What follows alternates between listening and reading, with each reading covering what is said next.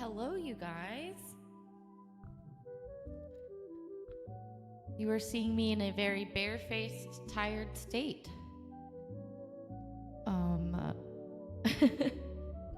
But that's all I could give you today. Came from work to home, hopped on the computer, started doing other work, and then hopped on here. But it's book club. We're here to relax. We're here to chill. There's this one part of my bangs right now that just kind of like, there you go. It gets stuck under my other bangs and does weird weird things. We're gonna read the Princess Diaries today, you guys. I'm excited. I bought it on my phone so that I can read it to you. And I was thinking of putting on some like Regency era walk in the park type music while we read, just to like set the tone, because I think that would be fun. Yay! I'm so glad. I just did that, and then I have some of one of those. I have one of those Blaze drinks in my little mug. My all year round Halloween mug.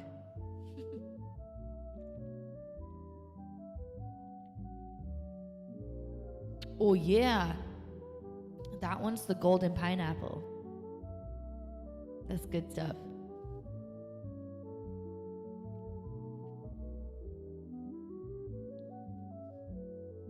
The soda that I got was a Blazed, and it's grape flavored, and it's really good. Really good. I'm excited. Well, I might as well, like, I don't want to, shoot the shit for too long. I have 14 text messages. Okay, no, it's all good. It's all good. We're good. Also, my phone is on like 19%, so I might just like airplane mode my phone to save battery. Isn't this music like fun and peaceful?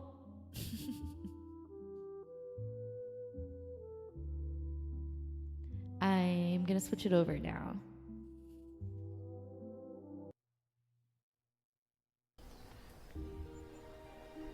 Okay.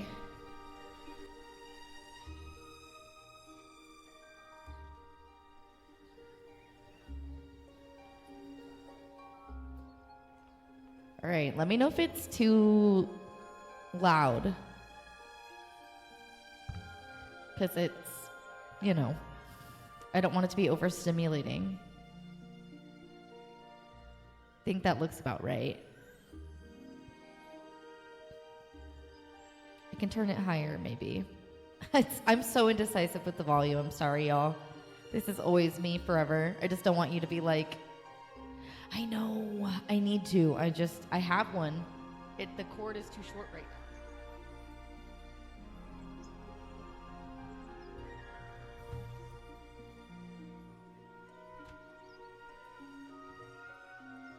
One second.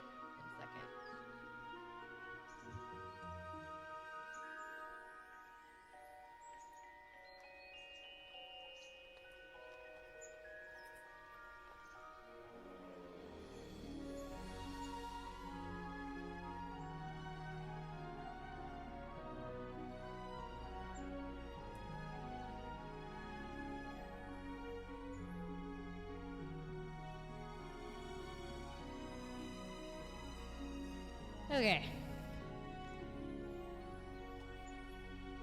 All right. We're good. I've got it now.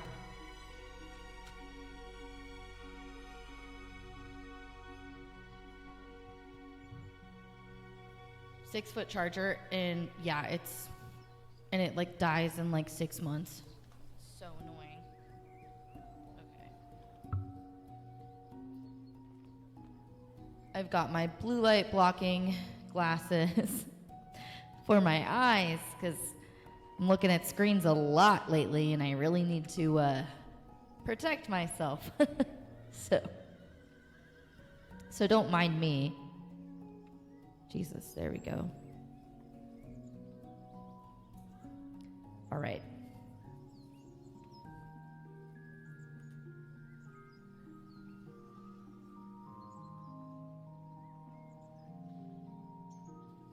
Who's ready? Yeah, eye health is important and eye strain is real.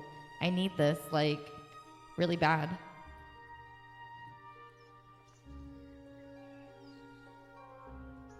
Okay. Getting through the table of contents. Okay.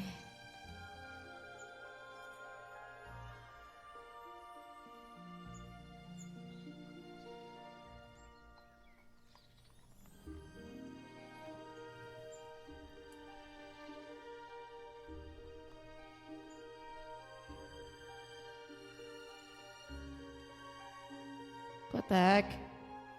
Sorry, I'm trying to find the actual beginning of the book, and it's taking me through this, like, really long...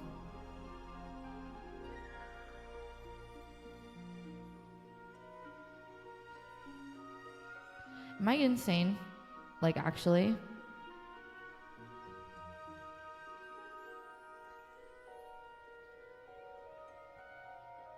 This is pissing me off. Sorry, guys.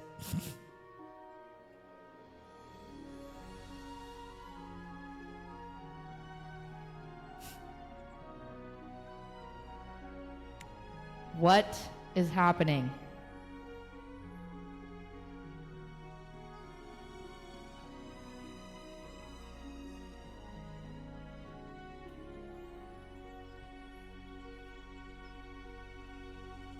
It won't let me to get... Oh, God! Finally!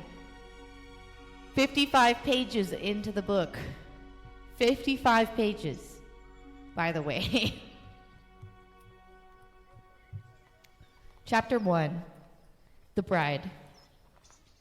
The year that Buttercup was born, the most beautiful woman in the world was a French scullery maid named Annette. Annette worked in Paris for the Duke and Duchess de Guiche, and did not escape the Duke's notice that someone extraordinary was polishing the pewter. The Duke's notice did not escape the notice of the Duchess either, who was not very beautiful and not very rich, but plenty smart. The Duchess set about studying Annette, and shortly found her adversary's tragic flaw: chocolate. Armed now, the Duchess set to work. The Palace de Guiche turned into a candy castle. Everywhere you looked, bonbons. There were piles of chocolate-covered mints in the drawing rooms, baskets of chocolate-covered nougats in the parlors. Annette had never had a chance. Inside a season, she went from delicate to whopping, and the Duke never glanced in her direction without sad bewilderment clouding his eyes. Annette, it might be noted, seemed only cheerier throughout her enlargement. She eventually married the pastry chef, and they both ate a lot until old age claimed them. Things, it might also be noted, did not fare so cheerily for the Duchess. The Duke, for reasons passing understanding, next became smitten with his very own mother-in-law, which caused the Duchess ulcers, only they didn't have ulcers yet. More precisely, ulcers existed. People had them, but they weren't called ulcers. The medical profession at that time called them stomach pains, and felt the best cure was coffee dolloped with brandy twice a day until the pain subsided. Oh my God, that probably made the ulcer so much worse, you guys. Hi Wayne, thanks for stopping in. Is the music too loud, or is it pretty solid right now? Somebody help me, please. Okay, that's crazy though. They're like, I know you have ulcers, you should drink this coffee that has like an insane amount of liquor, like multiple times a day. That's wild. Okay, cool. That's wild to me. Oh my God, my stomach would hurt so bad from that. Okay. So, I'm going to say it again. The medical profession at that time called them stomach pains and felt the best cure was coffee dolloped with brandy twice a day until the pain subsided. The Duchess took her mixture faithfully, watching through the years as her husband and her mother blew kisses at each other behind her back. Not surprisingly, the Duchess's grumpiness became legendary, as Voltaire has so ably chronicled, except this was before Voltaire. The year Buttercup turned 10, the most beautiful woman lived in Bengal, the daughter of a successful tea merchant. This girl's name was Aluthra, and her skin was of a dusty perfection unseen in India for 80 years. There have only been 11 perfect complexions in all of India since the accurate accounting began. Aluthra was 19 the year the pox plague hit Bengal. The girl survived even if her skin did not. When Buttercup was 15, Adela Terrell of Sussex on Thames was easily the most beautiful creature. Adela was 20, and so far did she outdistance the world that it seemed certain she would be the most beautiful for many, many years. But then one day, one of her suitors, she had 104 of them, exclaimed that without question Adela must be the most ideal item yet spawned. Adela, flattered, began to ponder on the truth of that statement. That night, alone in her room, she examined herself pore by pore in her mirror. This was after mirrors. It took her until close to dawn to finish her inspection, but by that time it was clear to her that the young man had been quite correct in his assessment. She was, through no real fault of her own, perfect. As she strolled through the family rose gardens, watching the sun rise, she felt happier than she had ever been. Not only am I perfect, she said to herself, I am probably the first perfect person in the whole long history of the universe. Now, not a part of me could stand in proving how lucky I am to be perfect and rich and sought after and sensitive and young and... Young? ? The mist was rising around her as Adela began to think. Well, of course, I'll always be sensitive, she thought, and I'll always be rich. But I don't quite see how I'm going to manage to always be young. And when I'm not young, how am I going to stay perfect? And if I'm not perfect, well, what else is there? What indeed? Adela furrowed her brow in desperate thought. It was the first time in her life her brow had ever had to furrow, and Adela gasped when she realized what she had done, horrified that she had somehow damaged it, perhaps permanently. She rushed back to her mirror and spent the morning, and although she managed to convince herself that she was still quite as perfect as ever, there was no question that she was not quite as happy as she had been. She had begun to fret. The first worry lines appeared within a fortnight, the first wrinkles within a month, and before the year was out, creases abounded. She married soon thereafter, the selfsame man who accused her of sublimity and gave him merry hell for many years. Buttercup, of course, at 15, knew none of this, and if she had, would have found it totally unfathomable. How could someone care if she were the most beautiful woman in the world or not? What difference could it have made if you were only the third most beautiful, or the sixth? In parentheses, Buttercup at this time was nowhere near that high, being barely in the top 20, and that primarily on potential, certainly not on any particular care she took of herself.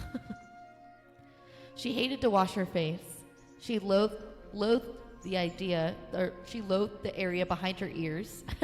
She was sick of combing her hair and did so as little as possible. What she liked to do, preferred above all else really, was to ride her horse and taunt the farm boy. The horse's name was Horse. Buttercup was never long on imagination, and it came when she called it, went where she steered it, did what she told it. The farm boy did what she told him to. Actually, he was more a young man now. but he had been a farm boy when, orphaned, he had come to work for her father, and Buttercup referred to him that way still. Farm boy, fetch me this, get me that, farm boy. Quickly, lazy thing, trot now or I'll tell father. As you wish. That was all he ever answered. As you wish. Fetch that, farm boy. As you wish. Dry this, farm boy. As you wish. He lived in a hovel out near the animals, and according to Buttercup's mother, he kept it clean. He even read when he had candles. I'll leave the lad an acre in my will, Buttercup's father was fond of saying. They had acres then. You'll spoil him, Buttercup's mother had always answered. He slaved for many years. Hard work should be rewarded. Then, rather than continue the argument, they had arguments then too. They would both turn on their daughter. You didn't bathe, her father said. I did, from Buttercup. Not with water, her father continued. You reek like a stallion. Ew. I've been riding all day, Buttercup explained. You must bathe, Buttercup, her mother joined in. The boys don't like their girls to smell of stables. Oh, the boys, Buttercup fairly exploded. I do not care about the boys. Horse loves me, and that is quite sufficient, thank you. So funny to me. Horse loves me, so I don't need anything else, actually. Thanks. Just me and Horse. I love that the horse's name is Horse also, you guys. Like, that's so funny. Okay. I do not care about the boys. Horse loves me, and that is quite sufficient, thank you. She said that speech loud, and she said it often.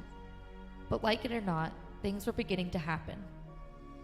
Shortly before her 16th birthday, Buttercup realized that it had now been more than a month since any girl in the village had spoken to her. She had never much been close to girls, so the change was nothing sharp. But at least before there were head nods exchanged when she rode through the village or along the cart tracks. But now, for no reason, there was nothing. A quick glance away as she approached, that was all. Buttercup cornered Cornelia one morning at the blacksmith's and asked about the silence. I should think, after what you've done, you'd have the courtesy not to pretend to ask, came from Cornelia. And what have I done? What? You've stolen them. With that, Cornelia fled, but Buttercup understood. She knew who them was. The boys. The village boys. The beef-witted, feather-brained, rattle-skulled, clawed-pated, dim-domed, noddle-noggined, sap-headed, lunk-knobbed boys. How could anybody accuse her of stealing them? Why would anybody want them anyways? What good were they? All they did was pester and vex and annoy. Can I brush your horse, Buttercup? Thank you, but the farm boy does that.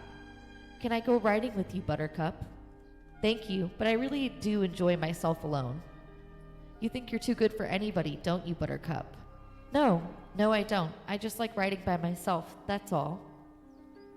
But throughout her 16th year, even this kind of talk gave way to stammering and flushing, and, at the very best, questions about the weather. Do you think it's going to rain, Buttercup? I don't think so. The sky is blue. Well, it might rain. Yes, I suppose it might. You think you're too good for anybody, don't you, Buttercup? No, I just don't think it's going to rain. That's all.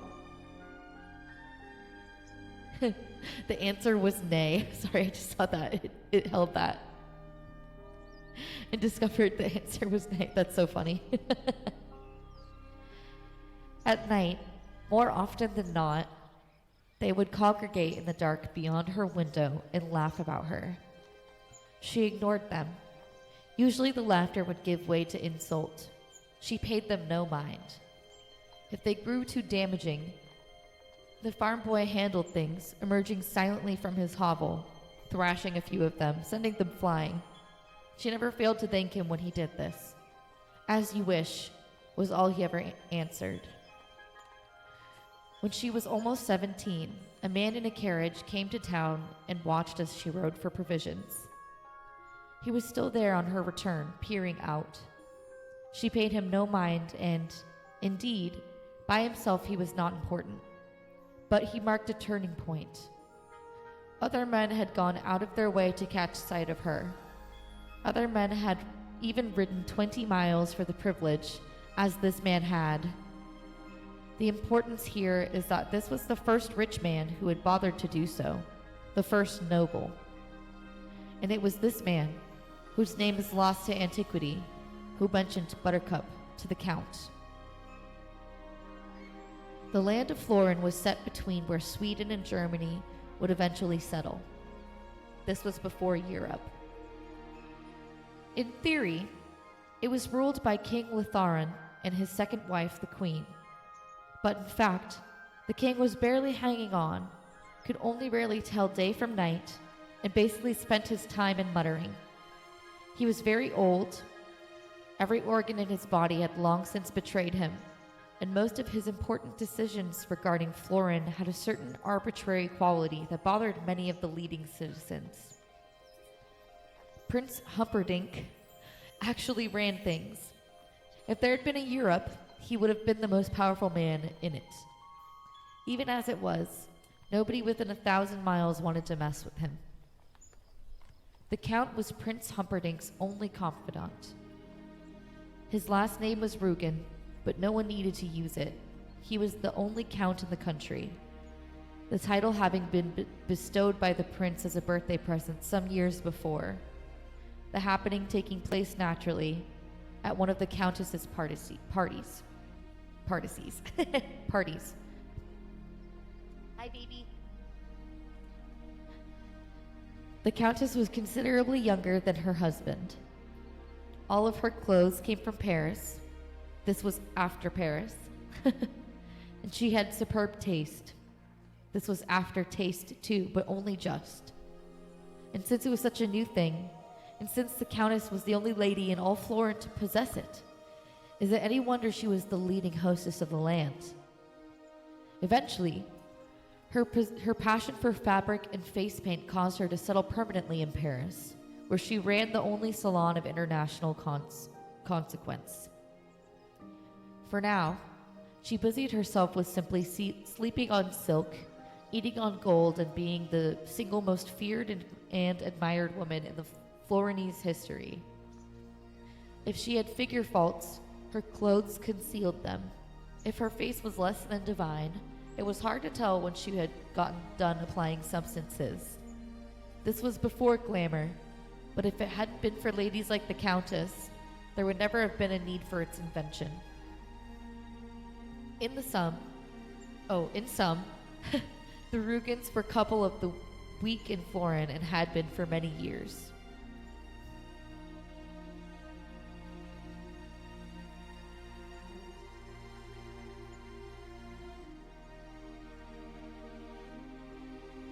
What is this? Okay. Quick, come. Buttercup's father stood in his farmhouse, staring out the window. Why? This from the mother. She gave away nothing when it came to obedience. The father made a quick finger point. Look.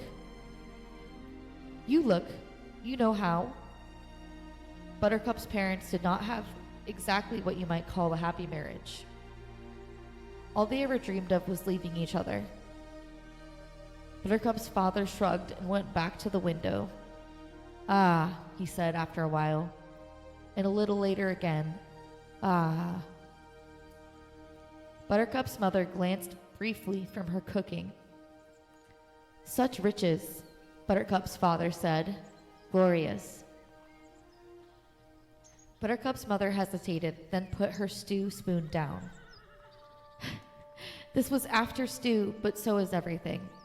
When the first man first clambered from the slime and made his first home on land, what he had for supper that first night was stew. The heart swells at the magnificence, Buttercup's father muttered loudly. What exactly is it, Dumpling? Buttercup's mother wanted to know. You look. You know how, was all he replied. This was their 33rd spat of the day. This was long after spats, and he was behind 13 to 20. But he had made up a lot of distance since lunch, when it was 17 to 2 against him. Donkey, the mother said, and came over to the window. A moment later, she was going, right along with him. They stood there, the two of them, tiny and odd. From setting the dinner table, Buttercup watched them. They must be going to meet Prince Humperdinck someplace, Buttercup's mother said.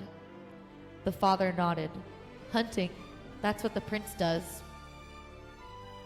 How lucky are we to have seen them pass by, Buttercup's mother said. She took her husband's hand. The old man nodded. Now I can die. She glanced at him. Don't. Her tone was surprisingly tender, and probably she sensed how important he really was to her, because when he did die, 2 years further on, she went right after, and most of the people who knew her well agreed it was the sudden lack of opposition that undid her. Buttercup came close and stood behind them, staring over them, and soon she was gasping too, because the Count and Countess and all their pages and soldiers and servants and courtiers and champions and carriages were passing by the cart track at the front of the farm. The three stood in silence as the procession moved forward. Buttercup's father was a tiny mutt of a man who had always dreamed of living like the Count. He had once been 2 miles from where the Count and Prince had been hunting, and until this moment that had been the high point of his life. He was a terrible farmer, and not much of a husband either. There wasn't really much in this world he excelled at, and he could never quite figure out how he happened to sire his daughter.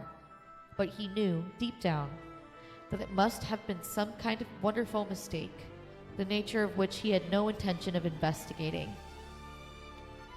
Buttercup's mother was a gnarled shrimp of a woman, thorny and worrying, who had always dreamed of somehow just once being popular, like the Countess was said to be.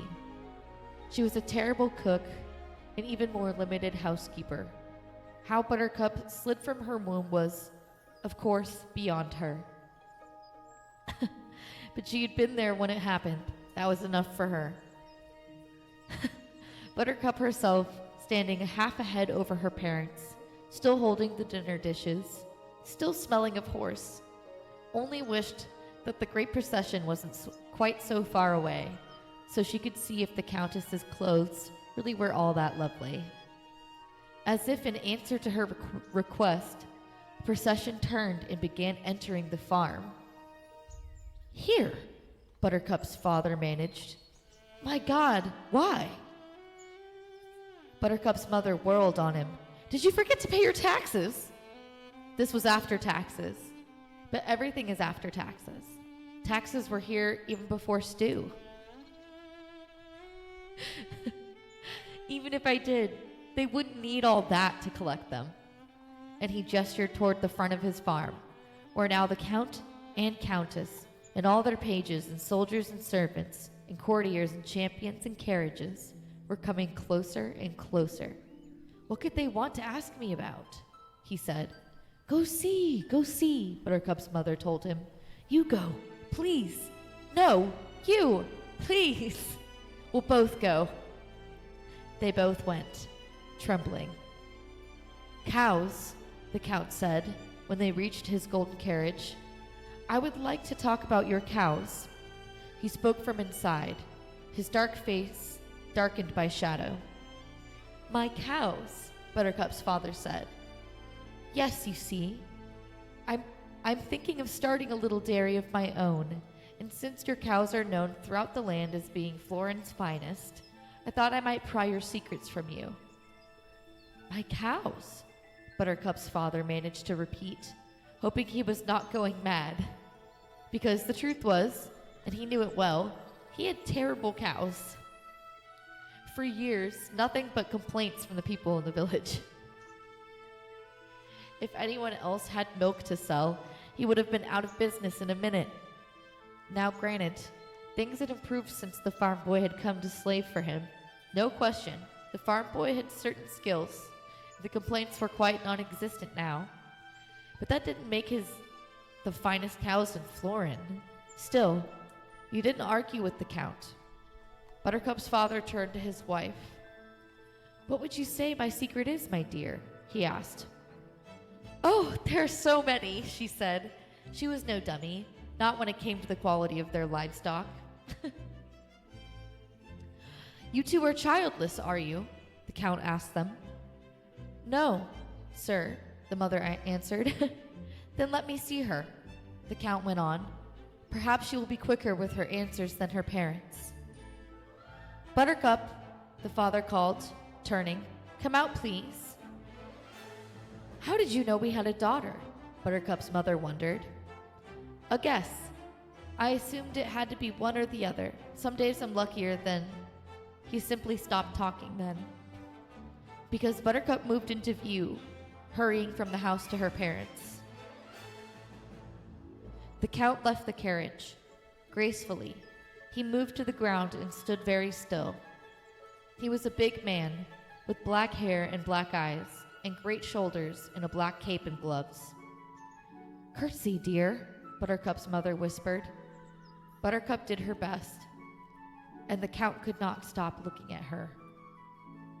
Understand now, she was barely rated in the top 20. Her hair was uncombed, unclean. Her age was just 17, so there was still, in occasional places, the remains of baby fat. Nothing had been done to the child. Nothing was really there but potential. But the Count still could not rip his eyes away. "The Count would like to know the secrets behind our cow's greatness. Is that not correct, sir?" Buttercup's father said. The Count only nodded, staring. Even Buttercup's mother noted a certain tension in the air. "Ask the farm boy, he tends them," Buttercup said. "And is that the farm boy?" came a new voice from inside the carriage. The Countess's face was framed in the carriage doorway. Her lips were painted a perfect red. Her green eyes lined in black. All the colors of the world were muted in her gown. Buttercup wanted to shield her eyes from the brilliance. Buttercup's father glanced toward the lone figure peering around the corner of the house. "It is. Bring him to me." "He is not dressed properly for such an occasion," Buttercup's mother said. "I have seen bare chests before," the Countess replied. Then she called out, "You!" and pointed at the farm boy. "Come here." Her fingers snapped on "here." The farm boy did as he was told. And when he was close, the Countess left the carriage. When he was a few paces behind Buttercup, he stopped, head properly bowed. He was ashamed of his attire, worn boots and torn blue jeans. Blue jeans were invented considerably before most people suppose. And his hands were tight together in a gesture of supplication. "Have you a name, farm boy?" "Wesley, Countess." "Well, Wesley, perhaps you can help us with our problem." She crossed to him. The fabric of her gown grazed his skin. "We are all of us here passionately interested in the subject of cows. We are practically reaching the point of frenzy. Such is our curiosity. Why do you suppose, Wesley, that the cows of this particular farm are the finest in all of Florin? What do you do to them?" "I just feed them, Countess." "Well then, there it is. The mystery is solved, the secret out. We can all rest. Clearly the magic is in Wesley's feeding. Show me how you do it, would you, Wesley?" "Feed the cows for you, Countess." "Bright lad. When?" "Now will be soon enough." She held out her arm to him. "Lead me, Wesley." Wesley had no choice but to take her arm, gently. "It's behind the house, madam. It's terribly muddy back there. Your gown will be ruined." "I wear them only once, Wesley, and I burn to see you in action." So off they went to Cowshed. Through all this, the Count kept watching Buttercup. "I'll help you," Buttercup called after Wesley. "Perhaps I'd best see just how he does it," the Count decided. "Strange things are happening," Buttercup's parents said, and off they went too, bringing up the rear of the cow feeding trip, watching the Count, who was watching their daughter, who was watching the Countess, who was watching Wesley. "I couldn't see what he did that was just so special," Buttercup's father said. "He just fed them." This was after dinner now, and the family was alone again. "They must like him personally. I had a cat once that only bloomed when I fed him. Maybe it's the same kind of thing." Buttercup's mother scraped the stew leavings into a bowl. "Here," she said to her daughter. "Wesley's waiting by the back door. Take him his dinner." Buttercup carried the bowl, opened the back door. "Take it," she said. He nodded, accepted, and started off to his tree stump to eat. "I didn't excuse you, farm boy," Buttercup began. He stopped, turned back to her. "I don't like what you're doing with Horse. What you're not doing with Horse is more to the point. I want him cleaned, tonight. I want his hoofs varnished, tonight. I want his tail plaited and his ears massaged, this very evening. I want his stables spotless, now. I want him glistening, and if it takes you all night, it takes you all night. As you wish." She slammed the door and let him eat in darkness. "I thought Horse had been looking very well, actually," her father said. Buttercup said nothing. "You yourself said so yesterday," her mother reminded her. "I must be overtired," Buttercup managed, the excitement and all. "Rest then," her mother cautioned. "Terrible things can happen when you're overtired. I was overtired the night your father proposed. 34 to 22 and pulling away." Buttercup went to her room. She lay on her bed. She closed her eyes, and the Countess was staring at Wesley. Buttercup got up from bed. She took off her clothes. She washed a little. She got into her nightgown. She slipped between the sheets, snuggled down, closed her eyes. The Countess was still staring at Wesley. Buttercup threw back the sheets, opened her door. She went to the sink by the stove and poured herself a cup of water. She drank it down. She poured another cup and rolled its coolness across her forehead. The feverish feeling was still there. Okay, I gotta take a drink.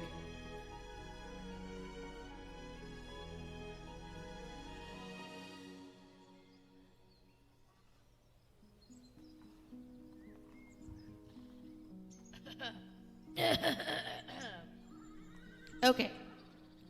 How feverish. She felt fine. She was 17 and not even a cavity. She dumped the water firmly into the sink, turned, marched back to her room, shut the door tight, went back to bed. She closed her eyes. The Countess would not stop staring at Wesley. Why? Why in the world would the woman in all the history of Florin who was in all ways perfect be interested in the farm boy? Buttercup rolled around in bed, and there simply was no other way of explaining that look. She was interested. Buttercup shut her eyes tight and studied the memory of the Countess. Clearly, something about the farm boy interested her. Facts were facts, but what? The farm boy had eyes like the sea before a storm, but who cared about eyes? And he had pale blonde hair, if you liked that sort of thing. And he was broad enough in the shoulders, but not all that much broader than the Count. And certainly he was muscular, but anybody would be muscular who slaved all day. And his skin was perfect and tan, but that came again from slaving, in the sun all day, who wouldn't be tan? And he wasn't that much taller than the Count either, although his stomach was flatter, but that was because the farm boy was younger. Buttercup sat up in bed. It must be his teeth. The farm boy did have good teeth. Give credit where credit was due. White and perfect, particularly set against the sun-tanned face. Could it have been anything else? Buttercup concentrated. The girls in the village followed the farm boy around a lot, whenever he was making deliveries, but they were idiots. They followed anything. And he always ignored them, because if he'd ever opened his mouth, they would have realized that was all he had, just good teeth. He was, after all, exceptionally stupid. Jesus. It was really very strange that a woman as beautiful and slender, and willowy and graceful, a creature as perfectly packaged, as supremely dressed as the Countess, should be hung up on teeth that way. Buttercup shrugged. People were surprisingly complicated, but now she had it all diagnosed, deduced, clear. She closed her eyes and snuggled down and got all nice and comfortable. People don't look at other people the way the Countess looked at the farm boy because of their teeth. Oh, Buttercup gasped. Oh dear. Now the farm boy was staring back at the Countess. He was feeding the cows, and his muscles were rippling the way they always did under his tanned skin, and Buttercup was standing there watching as the farm boy looked, for the first time, deep into the Countess's eyes. Buttercup jumped out of bed and began to pace her room. How could he? Oh, it was all right if he looked at her, but he wasn't looking at her. He was looking at her.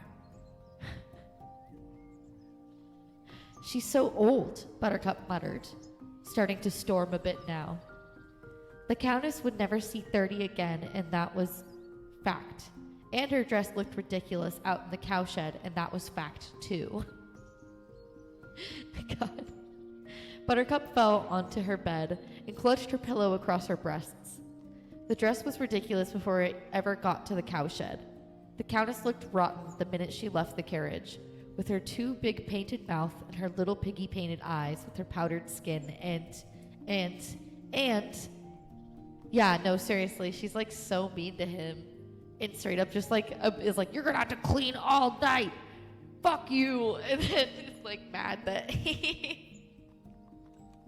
he's like engaging with this woman after being stared at for like 6 hours.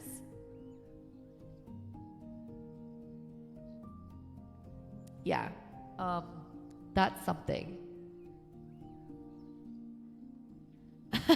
Wow. And then getting hella mad about the Duchess or the Countess even being there. Okay. Babe, what did you cook? What did you make?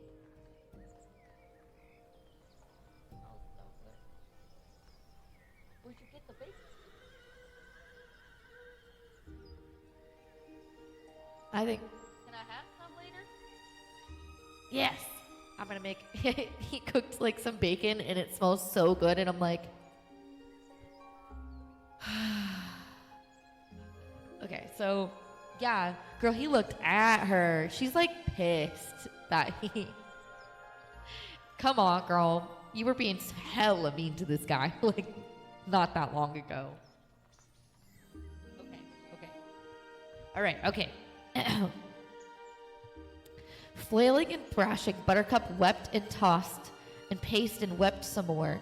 There have been 3 great cases of jealousy since David of Galilee was first afflicted with the emotion, when he could no longer stand the fact that his neighbor Saul's cactus outshone his own. Originally, jealousy pertained solely to plants, other people's cacti or ginkgos, or later, when there was grass, which is why, even to this day, we say that someone is green with jealousy. Buttercup's case rated a close 4th on the all-time list. It was a very long and very green night. She was outside his hovel before dawn. Inside, she could hear him already awake. She knocked. He appeared, stood in the doorway. Behind him, she could see a tiny candle, open books. He waited. She looked at him. Then she looked away. He was too beautiful. I love you, Buttercup said. What? Okay. Oh my God, I love you. You were just like, fuck you, fuck your life, take this nasty food, go clean my horse. Okay, this is insane. This is a full 180. This might be a proximity crush. Oh my God. I love you, Buttercup said.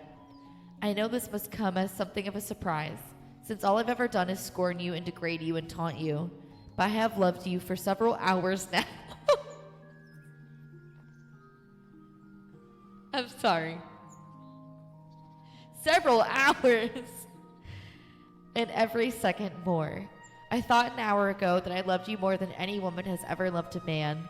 But a half hour after that, I knew that what I felt before was nothing compared to what I felt then. But 10 minutes after that, I understood that my previous love was a puddle compared to the high seas before a storm. Your eyes are like that, did you know? Well, they are. How many minutes ago was I? 20? Had I brought my feelings up to then? It doesn't matter. Buttercup still could not look at him. The sun was rising behind her now. She could feel the heat on her back, and it gave her courage. I love you so much more now than 20 minutes ago that there cannot be comparison. I love you so much more now than when you opened your hovel door. There cannot be comparison. There is no room in my body for anything but you. My arms love you, my ears adore you, my knees shake with blind affection. My mind begs you to ask it something so it can obey. Do you want me to follow you for the rest of your days? I will do that. Do you want me to crawl? I will crawl. I will be quiet for you or sing for you, or if you are hungry, let me bring you food. Or if you have thirst and nothing will quench it but Arabian wine, I will go to Arabia, even though it is across the world, and bring a bottle back for your lunch. Anything there is that I can do for you, I will do for you. Anything there is that I cannot do, anything there is that I cannot do, I will learn to do. I know I cannot compete with the Countess in skills or wisdom or appeal, and I saw the way she looked at you, and I saw the way you looked at her. But remember, please, that she is old and has other interests, while I am 17, and for me there is only you. My God, this is crazy. Dearest Wesley, I've never called you that before, have I? Wesley, Wesley, Wesley, Wesley, Wesley, darling Wesley, adored Wesley, sweet, perfect Wesley, whisper that I have a chance to win your love. And with that, she dared the bravest thing she had ever done. She looked right into his eyes. He closed the door in her face without a word. Without a word. Buttercup ran. She whirled and burst away, and the tears came bitterly. She could not see. She stumbled. She slammed into a tree trunk, fell, rose, ran on. Her shoulder throbbed from where the tree trunk hit her, and the pain was strong, but not enough to ease her shattered heart. Back to her room she fled, back to her pillow. Safe behind the locked door, she drenched the world with tears. Not even one word. He hadn't had the decency for that. Sorry, he could have said. Would it have ruined him to say sorry? Too late, he could have said. Why couldn't he at least have said something? For real, she love bombed him so hard and then is mad that he was like, what? And like closed the door. Buttercup thought very hard about that for a moment, and suddenly she had an answer. He didn't talk because the minute he opened his mouth, that was it. Sure, he was handsome, but dumb. The minute he had exercised his tongue, it would have been all over. Duh. That's what he would have said. That's the kind of thing Wesley came out with when he was feeling really sharp. Duh, thanks, Buttercup. Oh my God. It's crazy. This is truly insane. Buttercup dried her tears and began to smile. She took a deep breath. This is what gave her relief. She's like, this guy's fucking stupid. I feel better now. Oh my god. Okay. She took a deep breath, heaved a sigh. It was all a part of growing up. You got these little quick passions. You blinked and they were gone. You forgave faults, found perfection, fell madly. Then the next day the sun came up and it was over. Chalk it up to experience, old girl, and get on with the morning. Buttercup stood, made her bed, changed her clothes, combed her hair, smiled, and burst out again in a fit of weeping, because there was a limit to just how much you could lie to yourself. Wesley wasn't stupid. Oh, she could pretend he was. She could laugh about his difficulties with the language. She could chide herself for her silly infatuation with the dullard. The truth was simply this. He had a head on his shoulders, with the brain inside every bit as good as his teeth. There was a reason he hadn't spoken, and it had nothing to do with gray cells working. He hadn't spoken because really there was nothing for him to say. He didn't love her back, and that was that. The tears that kept Buttercup company the remainder of the day were not at all like those that had blinded her into the tree trunk. Those were noisy and hot. They pulsed. These were silent and steady, and all they did was remind her that she wasn't good enough. She was 17, and every male she'd ever known had crumbled at her feet, and it meant nothing. The one time it mattered, she wasn't good enough. All she knew really was writing, and how was that to interest a man when that man had been looked at by the Countess? It was dusk when she heard footsteps outside her door, then a knock. Buttercup dried her eyes. Another knock. Whoever is that? Buttercup yawned finally. Wesley. Buttercup lounged across the bed. Wesley, she said. Do I know anyone? Oh, farm boy, it's you. How droll. She went to her door, unlocked it, and said in her fanciest drone, I'm ever so glad you stopped by. I've been feeling just ever so slummy about the little joke I played on you this morning. Of course you knew I wasn't for a moment serious, or at least I thought you knew, but then, just when you started closing the door, I thought for one dreary instant that perhaps I'd done my little jest a bit too convincingly, and poor dear thing, you might have thought I meant what I said, when of course we both know the total impossibility of that ever happening. I've come to say goodbye. Buttercup's heart bucked, but she still held to fancy. You're going to sleep, you mean, and you've come to say goodnight? How thoughtful of you, farm boy, showing me that you forgive me for my little morning's tease. I certainly appreciate your thoughtfulness, and he cut her off. I'm leaving. Leaving? The floor began to ripple. She held to the doorframe. Now? Yes. Because of what I said this morning? Yes. I frightened you away, didn't I? I could kill my tongue. She shook her head and shook her head. Well, it's done. You've made your decision. Just remember this.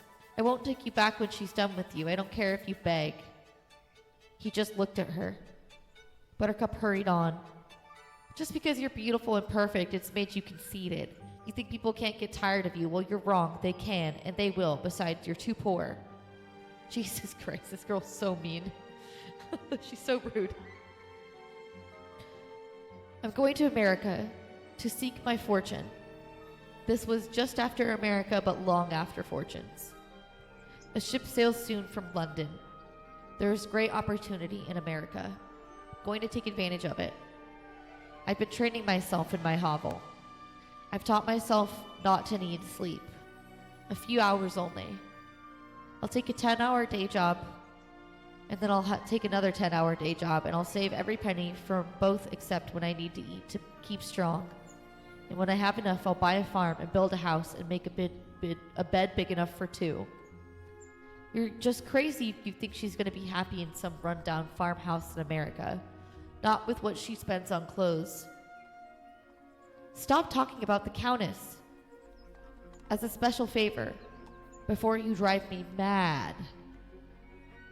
Buttercup looked at him. Don't you understand anything that's going on? Buttercup shook her head. Wesley shook his too. You never have been the brightest, I guess. Do you love me, Wesley? Is that it? He couldn't believe it. Do I love you? My God, if your love were a grain of sand, mine would be a universe of beaches. If your love were... I don't understand that first one yet, Buttercup interrupted. She was starting to get very excited now. Let me get this straight. Are you saying my love is the size of a grain of sand and yours is the other thing? Images just confuse me, so... Is this universal business of yours bigger than my sand? Help me, Wesley. I have the feeling we're on the verge of something just terribly important. I have stayed these years in my hovel because of you. I have taught myself languages because of you. I have made my body strong because I thought you might be pleased by a strong body. I have lived my life with only the prayer that some sudden dawn you might glance in my direction. I have not known a moment in years when the sight of you did not send my heart careening against my ribcage. I have not known a night when your visage did not accompany me to sleep. There has not been a morning when you did not flutter behind my walking eyelids. Is any of this getting through to you, Buttercup? Or do you want me to go on for a while? Never stop. There's not been. If you're teasing me, Wesley, I'm just going to kill you. How can you even dream I might be teasing? Well, you haven't once said you loved me. That's all you need? Easy. I love you. Okay. Want it louder? I love you. Spell it out, should I? I-E-L-L-O-V-E-E-V-E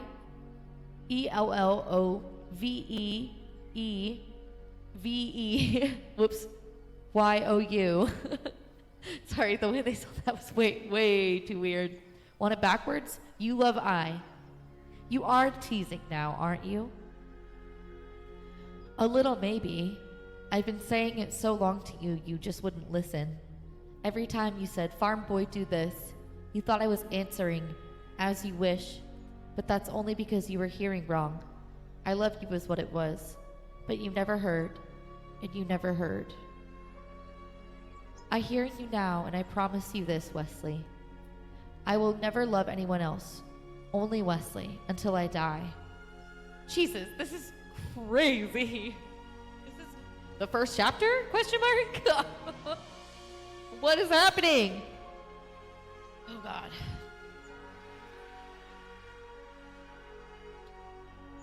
He nodded and took a step away. I'll send for you soon, believe me. Would my Wesley ever lie? He took another step. I'm late. I must go. I hate it, but I must. The ship sails soon and London is far. I understand. He reached out with his right hand. Buttercup found it very hard to breathe. Goodbye. She managed to raise her right hand to his. They shook. Goodbye, he said again. She made a little nod. He took a third step, not turning. She watched him.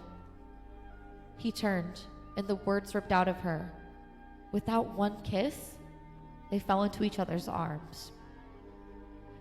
There have been 5 great kisses since 1642 BC, where Saul and Delilah Corn's inadvertent discovery swept across Western civilization. Before then, couples hooked thumbs. The precise rating of kisses is a terribly difficult thing, often leading to great controversy, because although everyone agrees with the formula of affection times purity times intensity times duration, no one has ever been completely satisfied with how much weight each element should receive. But on any system, there are more than everyone agrees deserve full. There are 5 that everyone agrees deserve full marks. Well, this one left them all behind. Okay. I think that's where we should stop so that we can discuss.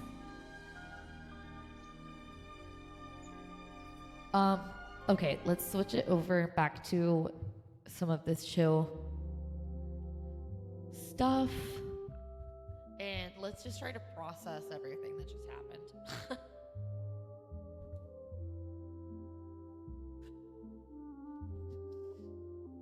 That was a lot. I don't know if I remember much of the movie.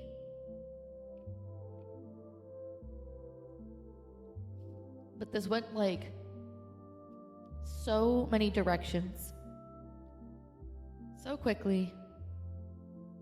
And my head is spinning a little bit. Truly.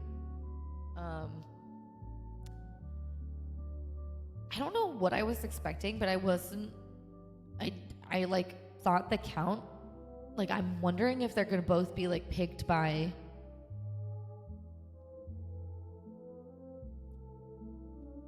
the count and countess. I don't know, like, and then they both have to go to the castle. Like, what happens now? Because that felt like they were doing a big setup and then a lot just happened and I'm really confused. I'm like, what's gonna happen after this? Like, huh? What happens now?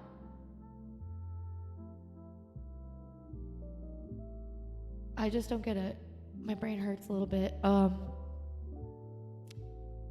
So he's gonna go to America. He's gonna make money, buy a farm, send for her. There's gotta be something else that's gonna happen. Like, should we just read more? Oh my God, see, this is what, my brain. Well, and the thing is like, that wasn't even the end of the chapter. The first chapter.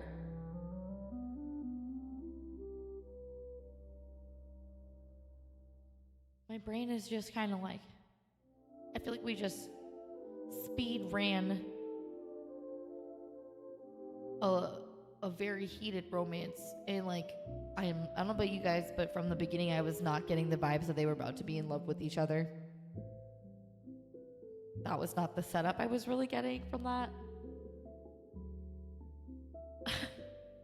So cool.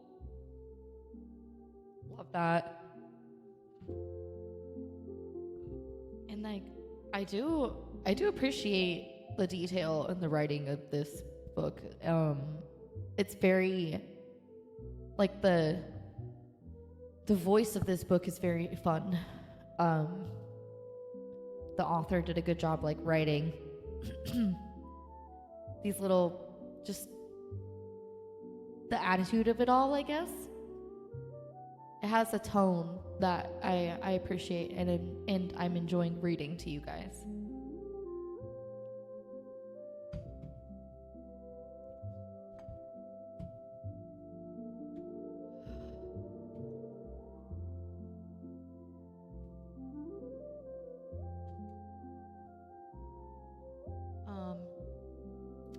What's gonna happen to Horace? Is Horace gonna come to America?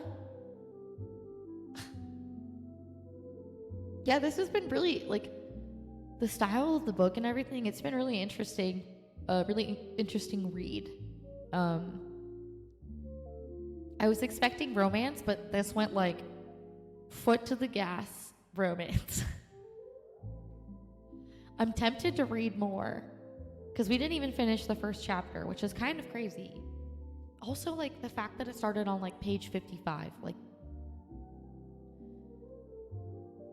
put the blurbs in the back. I don't need it in the front. Like, let me get to where.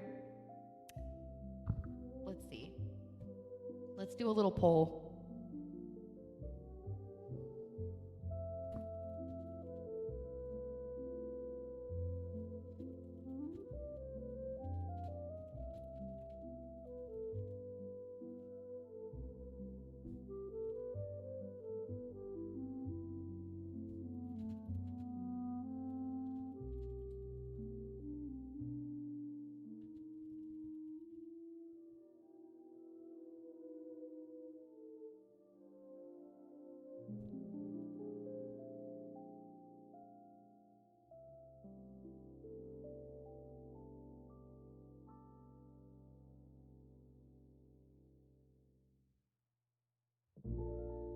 Okay.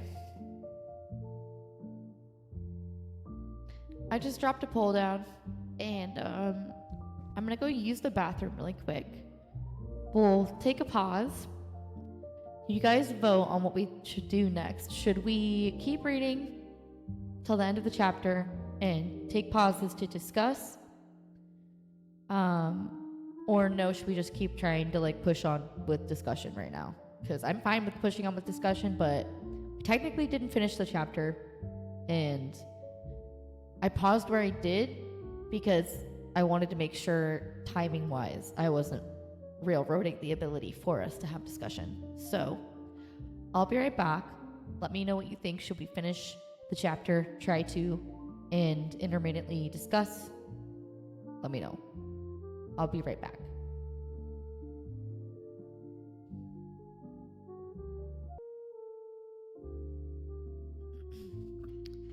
Okay, guys. Gabe is going to be doing some dishes, so if you guys start to hear dish stuff, definitely let me know if you hear it, but I don't think you guys will with the music and me talking. I don't think there's going to be really. I have noise reduction, and stuff, so but yeah, just let me know. So I saw that we basically said we're going to keep going and stop and pause to discuss. So I will go. Okay, so the first morning after Wesley's departure, Buttercup thought she was entitled to do nothing more than sit around moping and feeling sorry for herself. After all, the love of her life had fled. Life had no meaning. How could you face the future, etc., etc.? But after about 2 seconds of that, she realized that Wesley was out in the world now, getting nearer and nearer to London. And what if a beautiful city girl caught his fancy while she was just back here moldering? Or worse, what if he got to America and worked his jobs and built his farm and made their bed and sent for her? And when she got there, he would look at her and say, "I'm sending you back. The moping has destroyed your eyes. The self-pity has taken your skin. You're a slobby-looking creature. I'm marrying an Indian girl who lives in a teepee nearby that's awful and is always in the peak of condition." What the fuck just happened in that?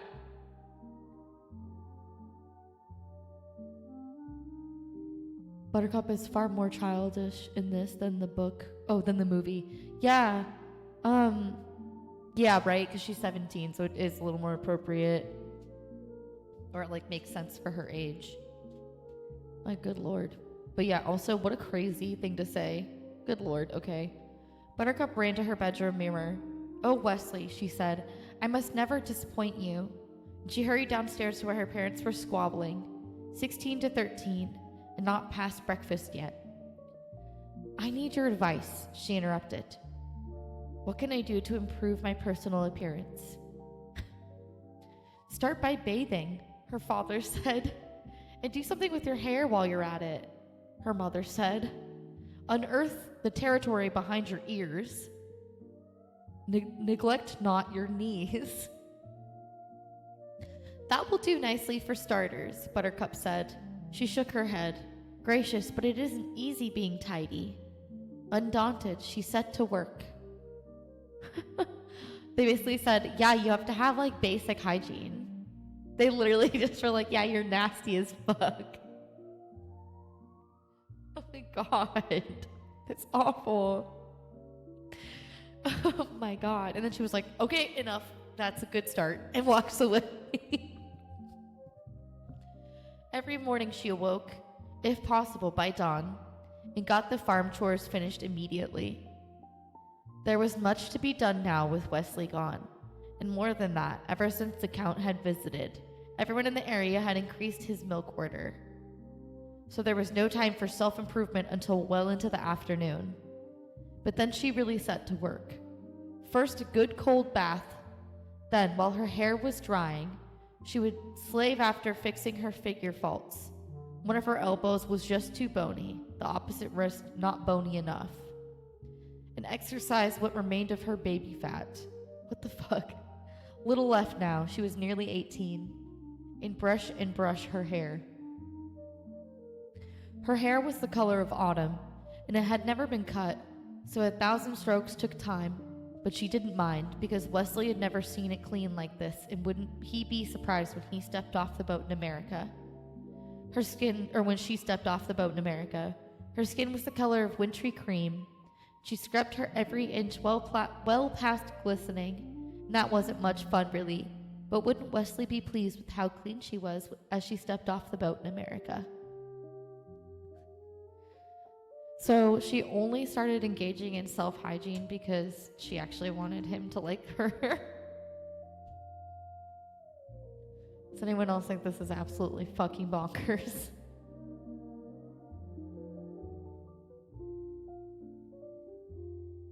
Like,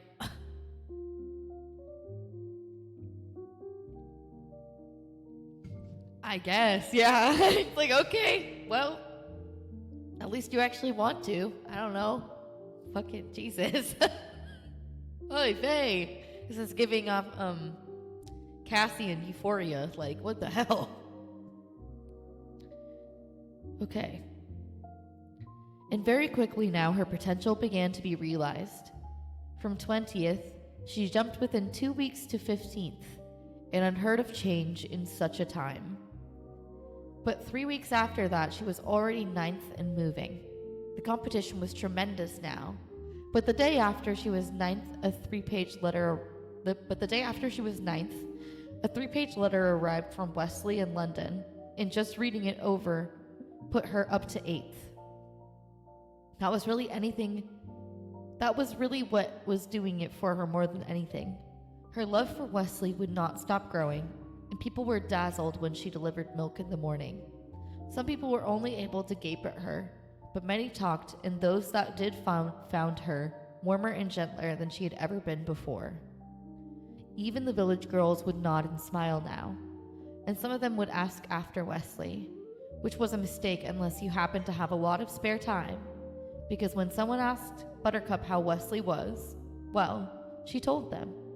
He was supreme as usual. He was spectacular.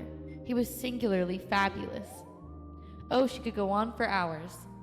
Sometimes it got a little tough for the listeners to maintain strict attention, but they did their best, since Buttercup loved him so completely. Which was why Wesley's death hit her the way it did. What?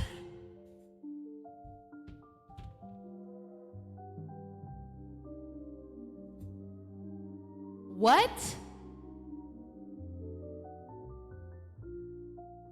What? Okay, so he's just dead now? She got all excited about her personal hygiene, started getting all hard-working lady. And now he's dead.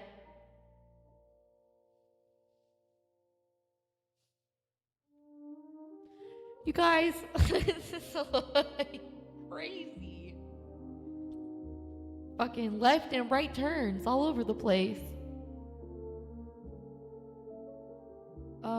Okay. No, I haven't really watched the movie nor seen any of this. So I'm coming into this fresh as hell. Definitely don't remember much from the movie or anything. So, damn. He had written to her just before he sailed for America. The Queen's Pride was his ship, and he loved her. That was the way his sentences always went. It is raining today, and I love you. My cold is better, and I love you. Say hello to horse, and I love you. Like that. What's up, Golden Dog? Thanks for stopping through. Then there were no letters, but that was natural. He was at sea. Then she heard. She came home from delivering the milk, and her parents were wooden. Off the Carolina coast, her father whispered. Her mother whispered, without warning, at night. What? From Buttercup? Pirates, said her father. Buttercup thought she'd better sit down. Quiet in the room. He's been taken prisoner then, Buttercup managed. Her mother made a no. It was Roberts, her father said. The dread pirate Roberts. Oh, Buttercup said. The one who never leaves survivors. Yes, her father said. Quiet in the room. Suddenly, Buttercup was talking very fast. Was he stabbed? Did he drown? Did they cut his throat asleep? Did they wake him? Do you suppose? Perhaps they whipped him dead. She stood up then. I'm getting silly. Forgive me. She shook her head, as if the way they got him mattered. Excuse me, please. With that, she hurried to her room. She stayed there many days. At first, her parents tried to lure her, but she would not have it. They took to leaving food outside her room, and she took bits and shreds, enough to stay alive. There was never noise inside, no wailing, no bitter sounds. And when she at last came out, her eyes were dry. Her parents stared up from their silent breakfast at her. They both started to rise, but she put a hand out, stopped them. I can care for myself, please. And she set about getting some food. They watched her closely. In point of fact, she had never looked as well. She had entered her room as just an impossibly lovely girl. The woman who emerged was a trifle thinner, a great deal wiser, an ocean sadder. This one understood the nature of pain, and beneath the glory of her features there was character and a sure knowledge of suffering. She was 18. She was the most beautiful woman in 100 years. She didn't seem to care. You're all right? Her mother asked. Buttercup sipped her cocoa. Fine, she said. You're sure? Her father wondered. Yes, Buttercup replied. There was a very long pause. But I must never love again. She never did. That's the end of that chapter. Whoa! What the fuck? Okay.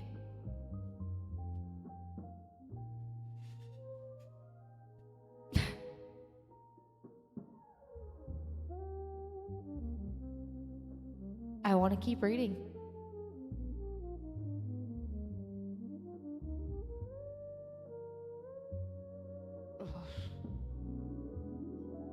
Yeah, I know I can. Yeah, there's really no rules here. Let's just keep going. We can stop to discuss as we go. So, this one is called Chapter 2, The Groom. The first one was called The Bride, and this one's called The Groom. Prince Humperdinck was shaped like a barrel. His chest was a great barrel chest, his thighs mighty barrel thighs.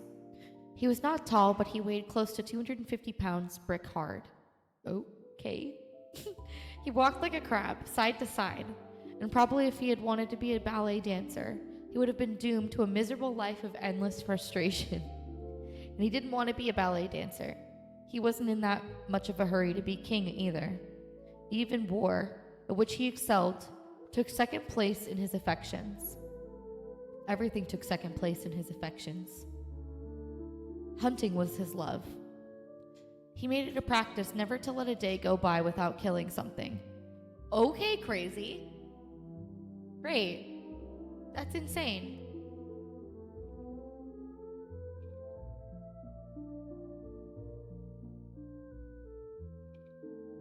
I don't even know how to handle that. Oh my god. It didn't matter what. When he first grew dedicated, he killed only big things, elephants or pythons. But then, as his goals increased, he began to enjoy the suffering of the little beasts too. Ugh, this is awful. He could happily spend an afternoon tracking a flying squirrel across forests, or a rainbow trout down rivers. Once he was determined, once he had focused on an object, the prince was relentless. He never tired, never wavered, neither ate nor slept. It was death chess, and he was an international grandmaster. In the beginning, he traversed the world for opposition, But travel consumed time, ships and horses being what they were, and the time away from Florin was worrying. There always had to be a male heir to the throne, and as long as his father was alive, there was no problem. But someday his father would die, and then the prince would be the king, and he would have to select a queen to supply an heir for the day of his own death.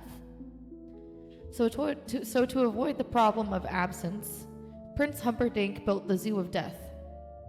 He designed it himself with Count Rugen's help, and he sent his hirelings across the world to stock it for him. This is fucking insane. It was kept brimming with things that he could hunt, and it really wasn't like any other animal sanctuary anywhere. In the first place, there were never any visitors, only the albino keeper to make sure the beasts were properly fed and that there was never any sickness or weakness inside. This is terrible. I hate this, and I hate this, and I hate this. Okay. The other thing about the zoo was that it was underground. Great. The prince picked the spot himself. Of course he did. Psychopath. In the quietest, remotest corner of the castle grounds. Of course it was. And he decreed there were to be 5 levels. What the fuck? All with the proper needs for his individual enemies. On the first level, he put enemies of speed, wild dogs, cheetahs, hummingbirds. On the second level belonged enemies of strength, anacondas and rhinos and crocodiles of over 20 feet. The third level was for poisoners, spitting cobras, jumping spiders, death bats galore. The fourth level was the kingdom of the most dangerous, the enemies of fear, the shrieking tarantula, the only spider capable of sound, the blood eagle, the only bird that thrived on human flesh, plus, in its own black pool, the sucking squid. Even the albino shivered during feeding time on the fourth level. The fifth level was empty. The prince constructed it in the hopes of someday finding something worthy, something as dangerous and fierce as powerful as he was. Unlikely. Still, he was an eternal optimist, so he kept the great cage of the fifth level always in readiness. And there was really more than enough that was lethal on the other 4 levels to keep a man happy. I'm not muted. You might have muted it, and you might want to hit refresh, possibly too. Okay.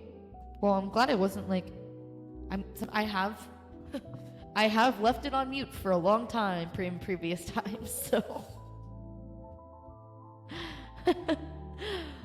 thank God that wasn't the case.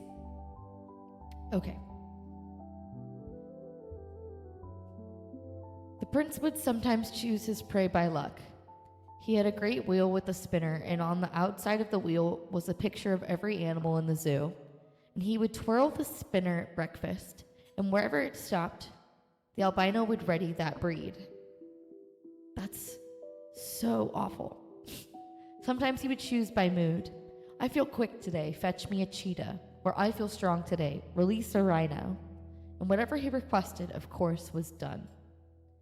He was ringing down the curtain on an orangutan when the businesses of the king's health made its ultimate intrusion.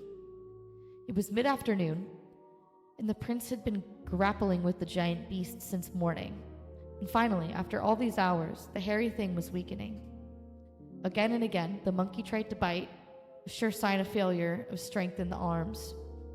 The prince warded off the attempted bites with ease, and the ape was heaving at the chest now, desperate for air. The prince made another crab-like step sidewise, then another, then darted forward, spun the great beast into his arms, began applying pressure to the spine. This was all taking place in the ape pit, where the prince had his pleasure with any simians. What the fuck? This guy's a fucking psycho. This guy's actually crazy, and I don't like it, and I hate him. So, yeah, I don't fucking like this.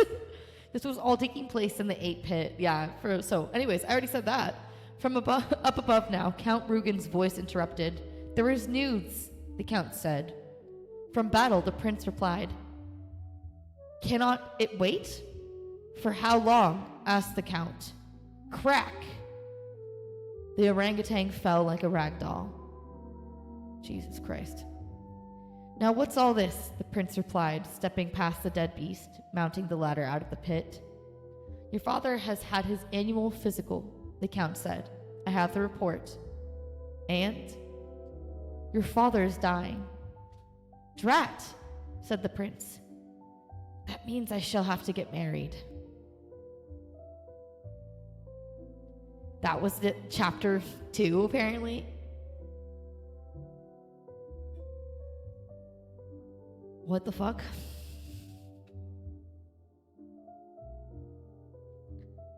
Okay. I don't like that man. I'm afraid she's gonna have to marry him now. God.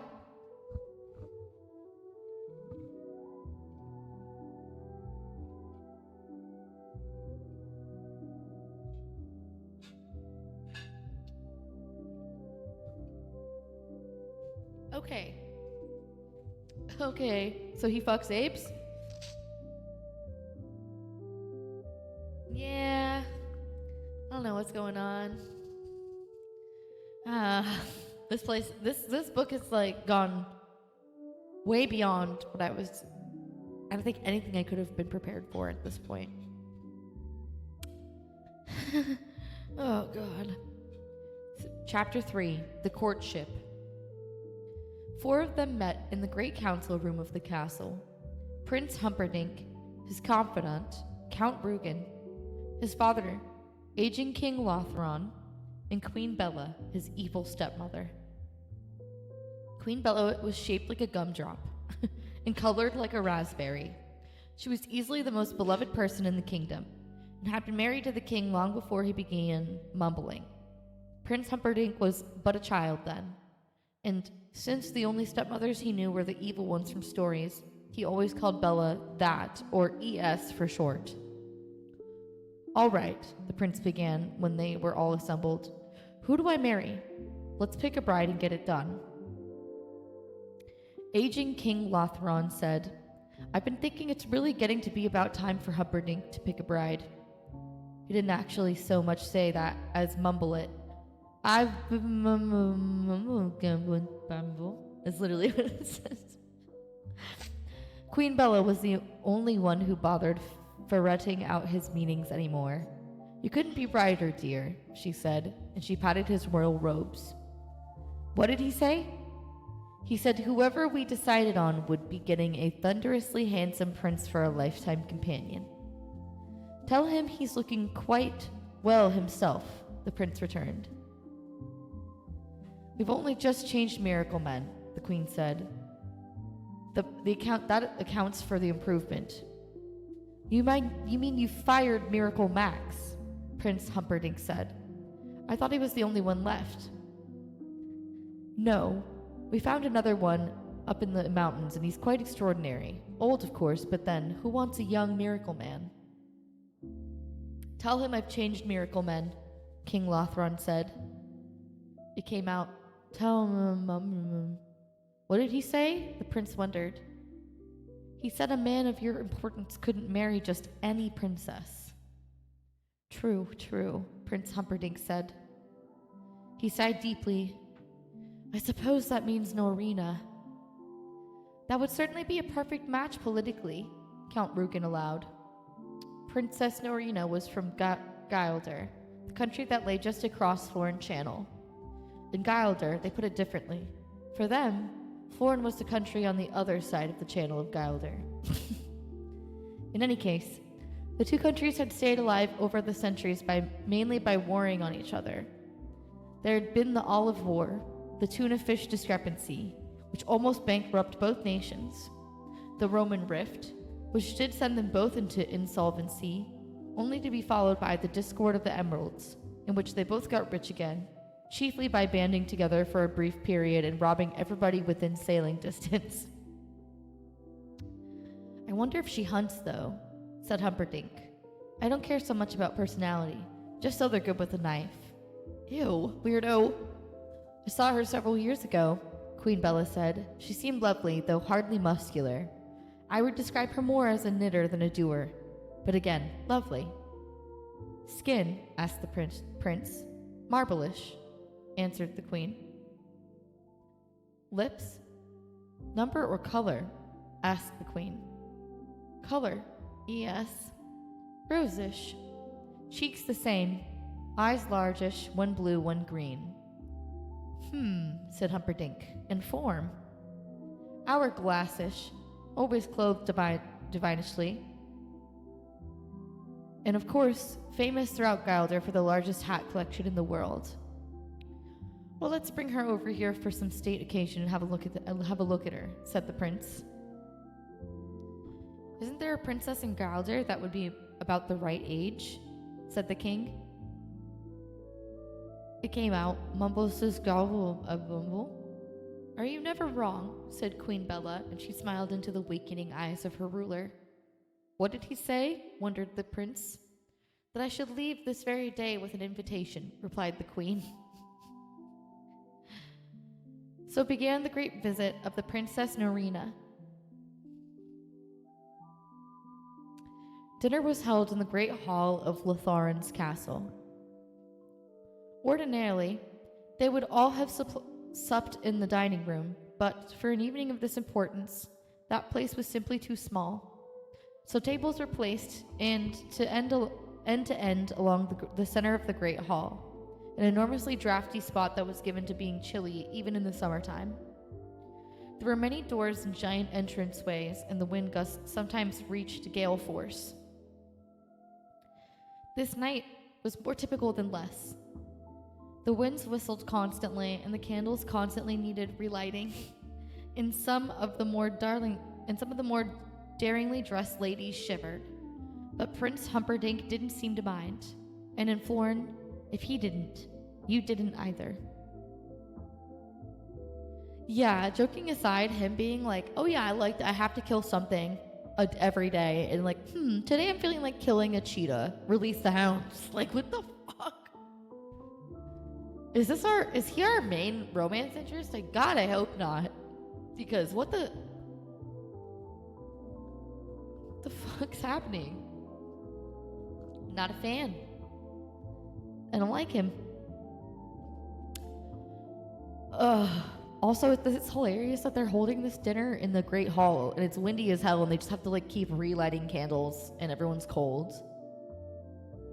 The detail in this is like amusing. Very amusing. Okay. At 8:23, there seemed every chance of a lasting alliance starting between Florin and Gilder. At 8:24, the two nations were very close to war. What happened was simply this. At 8:23 and 5 seconds, the main course of the evening was ready for serving. The main course was essence of brandied pig, and you need a lot of it to serve 500 people. So in order to hasten the serving, a giant double door that led from the kitchen to the great hall was opened. The giant double door was on the north end of the room. The door remained open throughout what followed. The proper wine for essence of brandied pig was in readiness behind the double door that led eventually to the wine cellar. This double door was opened at 8:23 in 10 seconds in order that the dozen wine stewards could get their kegs quickly to the eaters. This double door, it might be noted, was at the south end of the room. What the fuck is happening? At this point, an unusually strong crossman was clearly evident. Prince Humperdinck did not notice because at that moment he was whispering with the Princess Norina of Gilder. He was cheek to cheek with her, his head under her wide-brimmed blue-green hat, which brought out the exquisite color in both of her largish eyes. At 8:23 and 20 seconds, King Lotharin made his somewhat belated entrance to the dinner. He was always belated now, had been for years, and in the past people had known to starve before he got there. But of late, meals just began without him, which was fine with him, since his new miracle man had taken him off meals anyway. The king entered through the king's door, a huge hinged thing that only he was allowed to use. It took several servants in excellent condition to work it. It should be reported that the king's door was always in the east side of any room, since the king was, of all people, closest to the sun.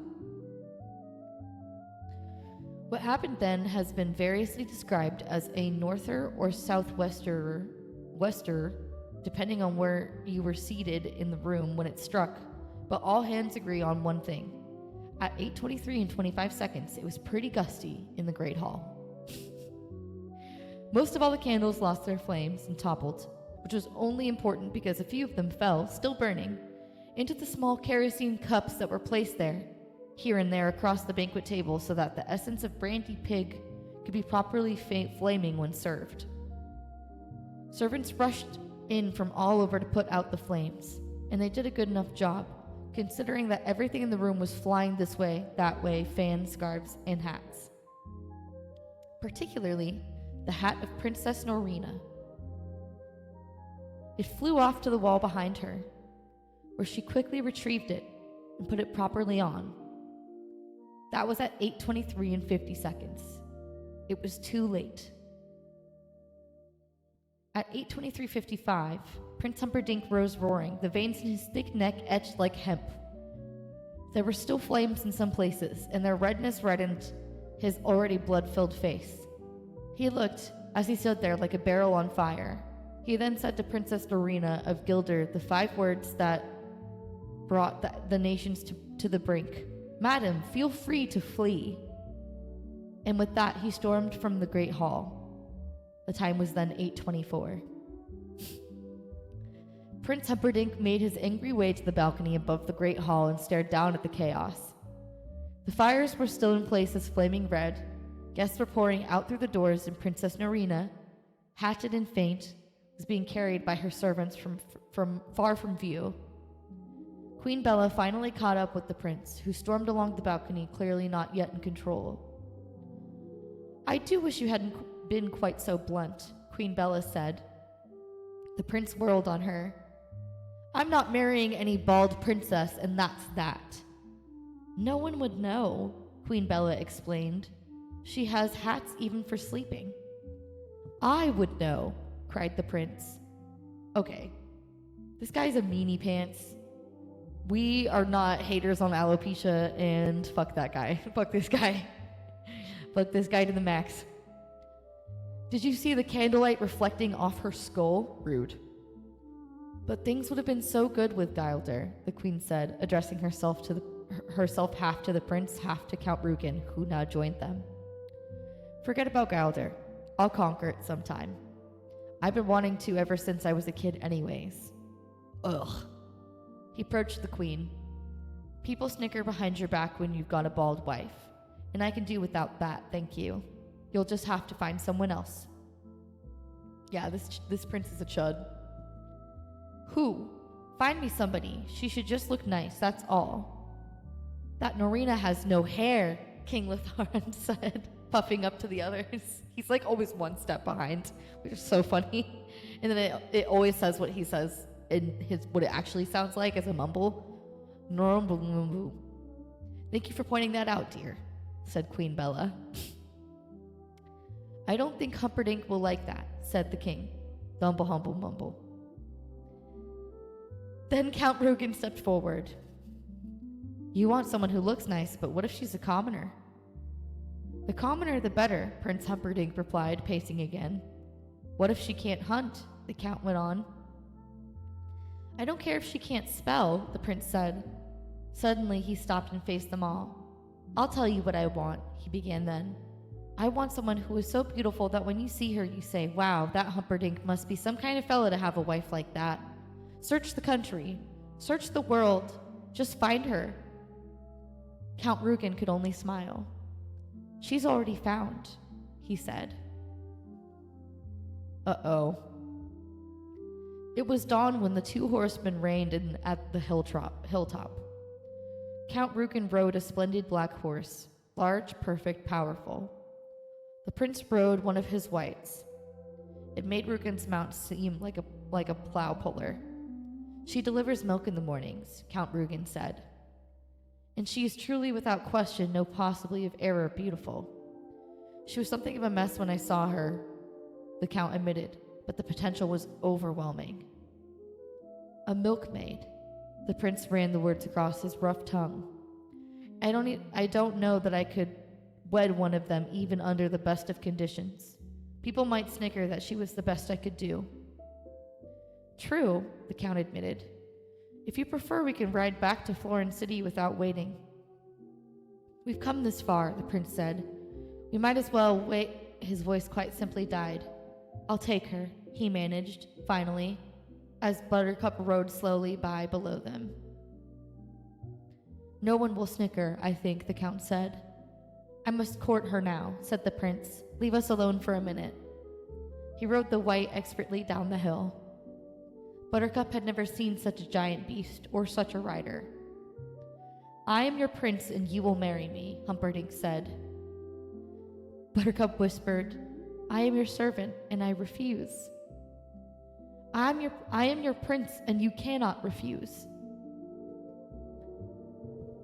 We do also support consent here. I'm your loyal servant and I just did. Refusal means death. Kill me then. I am your prince and I'm not that bad. How could you rather be dead than married to me? Because, Buttercup said, marriage involves love, and that is not a pastime at which I excel. I tried once and it went badly, and I am sworn never to love another. Love, said Prince Humperdinck. Who mentioned love? Not me, I can tell you. Look, there must always be a male heir to the throne of Florin. That's me. Once my father dies, there won't be an heir, just a king. That's me again. When that happens, I'll marry and have children until there is a son. So you can either marry me and be the richest and most powerful woman in 1,000 miles and give turkeys away at Christmas and provide me a son, or you can die in a terrible pain in the very near future. Make up your own mind. Oh my God. I'll never love you. I wouldn't want it if I had. Then by all means, let us marry. That's the end of the chapter. What the fuck? I don't know if I've ever seen a hate marriage like this before, you guys. I'm serious. I don't know if I've ever seen something like this before.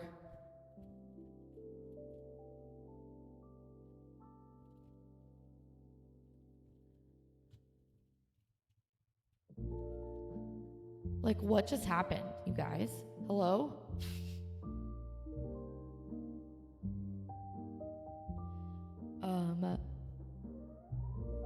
They're gonna get married now? I mean, I guess she had no choice. He was literally like, I'm gonna kill you. I can't. This book is fucking wacko. What is happening?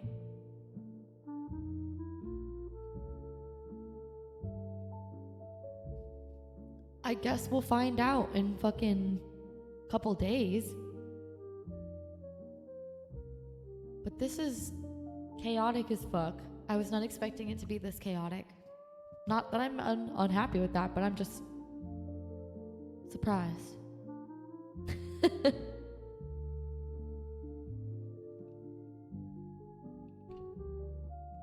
But the overall, this book is really entertaining to read, and I'm glad that we chose it, even though it has some off-color things. Yeah, she was like, okay, well, I'm really pretty and sad, and I'll never love you. And he was like, I don't fucking need you to love me. She's like, okay.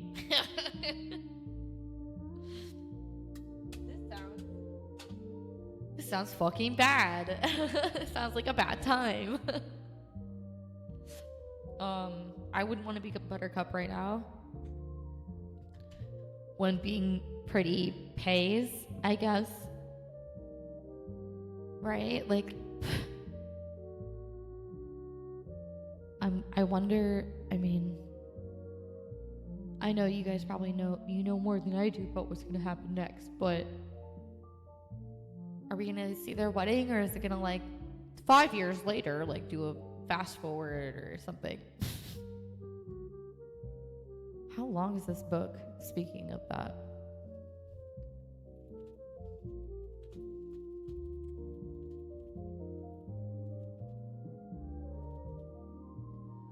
Oh, okay. It's like 400 pages or so. 400 to 500 pages. So we have a good bit to go, you know? No time skip. Thank God, because that shit pisses me off. Makes me mad. Gets me mad. Well, I guess that'll be it for today's reading.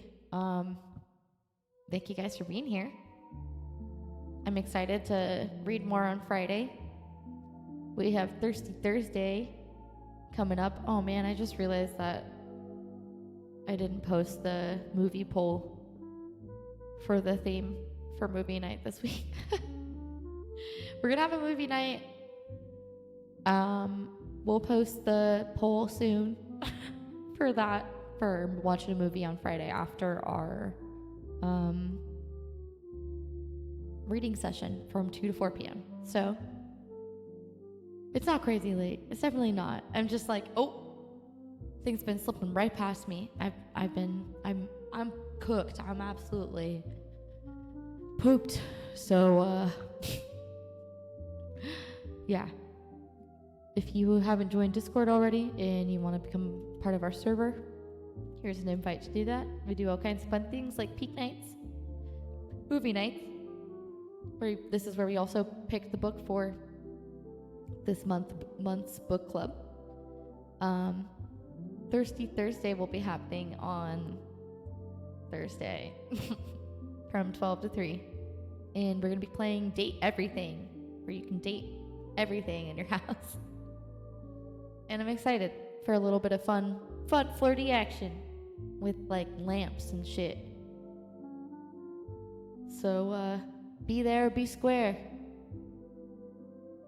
Alright, my brain is dying, so... Cut. No. I'll see you guys on Thursday. Yep, that's when I'll see you. Yeah, no peak night on Valentine's Day. So we'll have one on Tuesday, but not Saturday. Next week. So, just keep an eye out for the calendar.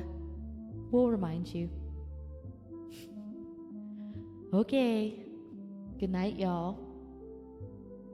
Hope everyone has a great night, and I will see you soon. Night.